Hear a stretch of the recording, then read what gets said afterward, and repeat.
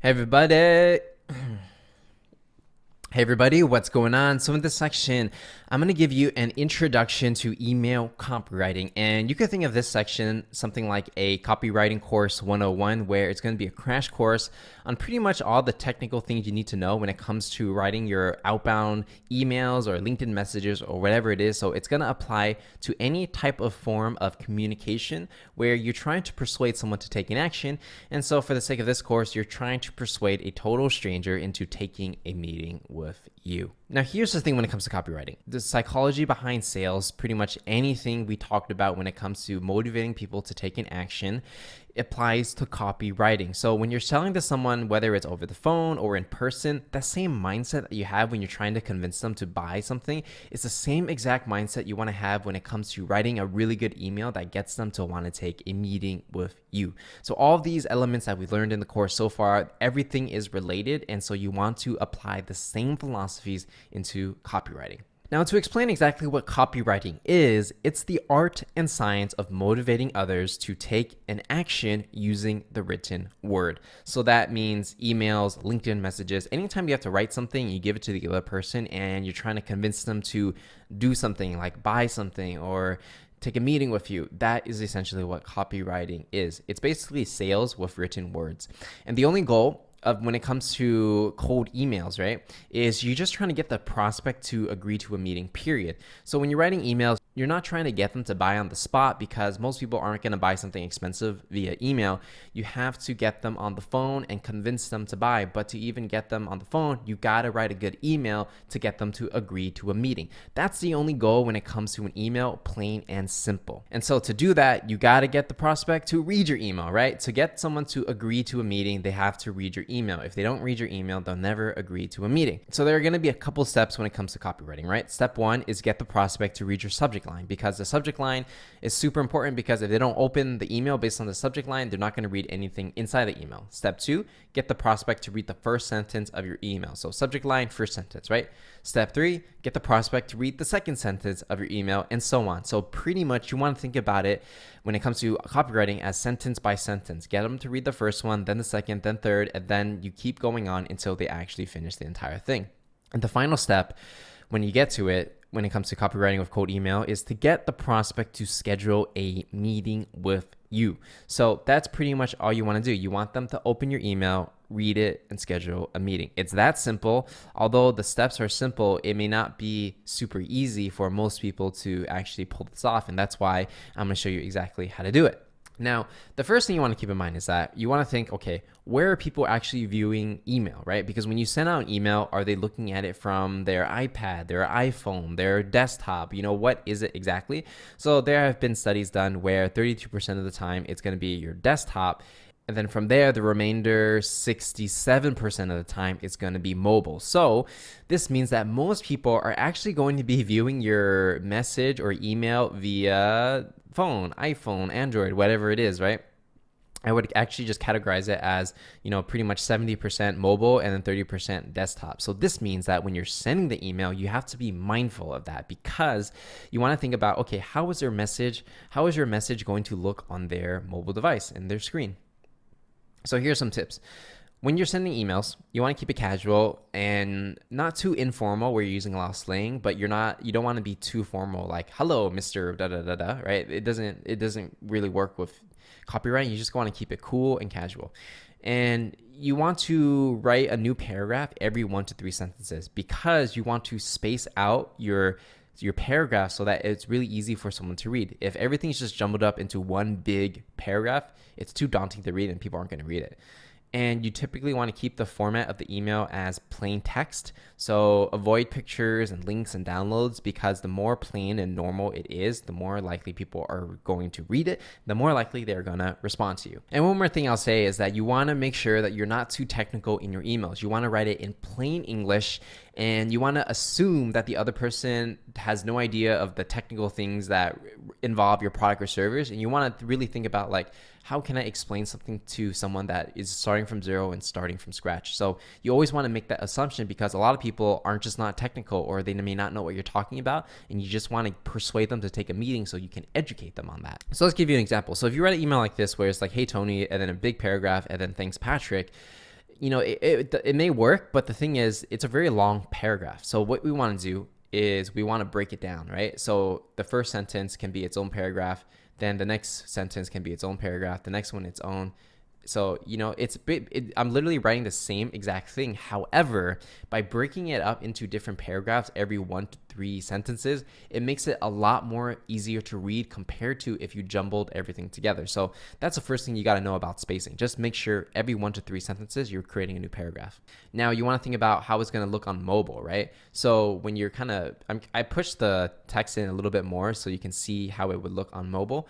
And it's the same exact thing that I said in the other ones. However, I'm just spacing it in a way where it may be how people view it on mobile, right? And so again, you want to keep spacing it, because if everything was just jumbled up in one paragraph and it was squished in like this, then, it's hard to read. But if you space it out, it makes it easier to read. People are more likely to read sentence by sentence and then respond to your email. Now, here's another copywriting tip, right? So you want to make sure that you do have some kind of website. It can be very simple, like just your name and what you do and things like that. And, you can link it to your signature if you want. You don't have to. And I'm not going to go too deep into how to create a professional website. Just like look at some examples and then just, mimic what they're doing and, make it like a 1-page, really simple, easy, right? You don't have to always have a website depending on your product or service. And you want to make sure that you're using some kind of business domain. So don't use @gmail.com, @yahoo.com, things like that. Because if you're doing cold email outbound, people are unlikely to respond to you if you're not even using a business email, because it's so cheap to, use a business email address. And if you're not using one, it makes it really strange. Like, if people aren't willing to pay $5 a month to have a business email, like they're probably not going to be a legit person and they're not going to take a meeting with you. So remember, have some kind of business email, whether it's like, your name.com or your businessname.com, whatever it is. When it comes to the signature, I put it on the bottom right. So that's pretty much what I was using when I was at Oracle. None of these phone numbers are working anymore, but that's what I pretty much use. You can use a picture if you want, but I like to keep it plain text because it's easier for people to load. And there's an optional where if you're a startup and you want to have some kind of credibility and what magazines you were featured in, you could put that in there, but you don't have to have it if you don't want. And the main thing is just your name, your role, the company you work at, and ways for people to contact you.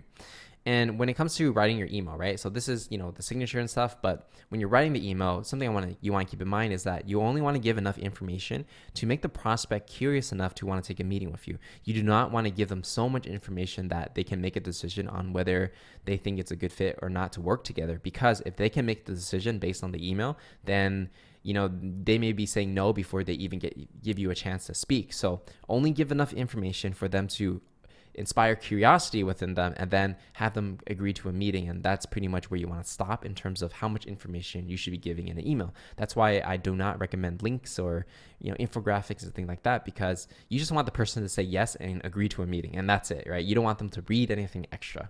And some more copywriting tips is that you want to make sure you're tracking your emails. So when you're sending your emails, either do it manually, or if you're using a software and you're automating it, it's going to do it for you. But the key things you need to remember is, what are the open rates that, if you send 100 emails, how many people are opening it, how many people are responding to it, and how many meetings are you scheduling from sending these emails, right? So you can use, software like Yesware or HubSpot to, send out the emails, and we'll cover that later in this section. But, just remember, those are the main things you need to cover. And just to give you a reminder, only about 2 to 6% of the people will actually schedule a meeting with you based on your outbound email. So if you send 100, you can expect 2 to 6 on average. You could be doing better, you could be doing less, but, it really just depends on your product or service and campaign and things like that. But remember, track your stuff, because if you don't know what's working and what's not, then it's going to be impossible for you to improve. So the things that are working, do more of that. The things that are not working, change it up. And prospecting schedule, like I said before, and we already covered this before, but I just want to give you a reminder. Send on Monday, Tuesday, Wednesday, Thursday, Friday from 6 a.m. to 7 a.m. Pacific time if you're sending in America. But if you're outside of the US, 6 a.m. to 7 a.m. local time, because that's just proven that people will open and respond to their emails during those time periods. Email sequence, again, you send out the first email, and then you wait 3 to 7 days, send up a follow-up. If they don't respond, send a follow-up. If they don't respond, send a follow-up. So again, it's just your preference from 3 to 7 days. The quicker you want to go, If you want to go fast, do 3 days. But if you don't want to piss anybody off and you don't want them to think you're spamming them, just spread it out more, maybe 5-7 days. And you could vary it up where you can send the first email and then wait 4 days and then send a follow-up, wait 5 days, send a follow-up, wait 3 days. So you can mix it up so it doesn't look like a robot's doing it, which you may have a robot to be doing it. But, again, 3 to 7 days is what I recommend when you follow up, and you only want to follow up 3 times. And then from there, if people don't respond, let it go and then revisit these contacts maybe 3 to 6 months down the line. Now we're going to dive into the cold email pitfalls. You do not want to use any jargon, technical speak. For example, saying SaaS or PaaS or API, because some people may not understand these things. They may be in an executive position, but they may not be technical. So you just assume that they don't know what this stuff is. And you want to assume that people are hearing about your product or service for the first time. So no jargon, no technical speak. Just be like, hey, this is what we have to offer. Here's how we can bring you value. Does it make sense to take a meeting? And it's simple as that. Avoid attachments or links, because like white papers, infographics, or links directing to videos, things like that, you don't need it, because you're just trying to get the person to agree to a meeting, and that's it, right? And so you can actually do that by just writing good copy in the email and sending it out. Another thing is you want to avoid any type of hard commitment. So if you're saying things like, hey, let's do a meeting tomorrow at 1 p.m., well, you don't know if that person's available at 1 p.m. So the best way to go about this is to be respectful of the other person's time and ask them when they're available. So as a salesperson or an entrepreneur or whatever, and you're the one that is asking for their time, then you're going to have to bend your schedule to fit their time schedule. And then from there, they're going to be more likely to agree to a meeting because they're doing it on their time. And so you just have to be, take the bullet and work around their schedule in that way. Now, another tip I'm going to have for you guys is that when you're sending these emails or any kind of outbound, some people believe that if they send 3 emails and nobody responds, they'll be like, oh, cold email doesn't work. The reality is they're not sending enough emails to actually know, because they may be sending 3 with the same template and nobody responds, but maybe the 4th one, someone's going to respond, but because they didn't send it, they don't know. So that's why you got to send a high number of emails to know whether or not a template is working or not. So my recommendation for you guys is to send at least 20 at a time to see whether or not an email is effective or not. But the thing is, even 20 emails is not enough. That's just a baseline, right? At least 20 to see if it works. But ideally, you want to send like 50 or 100 to really see statistically whether or not something is working or not. But don't give up. If you're sending 10 and nobody responds, send at least 20 before you really make a decision. That's pretty much everything we have to cover when it comes to copywriting 101 and, all the basic foundations when it comes to how to send cold emails, the scheduling and the spacing and all those kind of things. And then from here, now that we covered the foundations, we're going to next go into the cold email scripts and templates that you can plug and play. But, you definitely need to know the foundations first, and you're going to understand why I wrote these templates in this certain way. And then from there, you can use it for your business, tailor it up for your specific product, service, pitch, and then send it out on your own. So with that said, that's everything we got to cover when it comes to the copywriting foundations. And I'm going to see you guys in the next lesson.